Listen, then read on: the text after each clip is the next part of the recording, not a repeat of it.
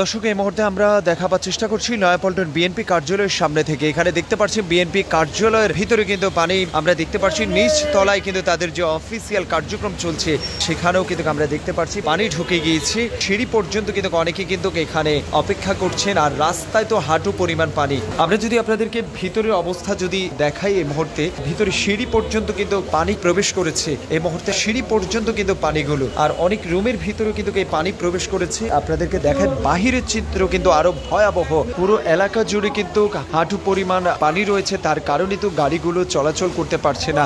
BNP কার্যালয় থেকে আমরা সরাসরি আপনাদেরকে দেখাচ্ছি এবং তাদের কার্যক্রমগুলো কিন্তু আমরা দেখছি যে ভিতরে কিন্তু অনেক জায়গা দিয়ে তাদের প্রবেশ করেছে। আর এখানে জাতীয়তাবাদী বিএনপির যে অঙ্গ সংগঠনগুলো, এই সংগঠনের কার্যালয় কিন্তু এই জায়গাটি।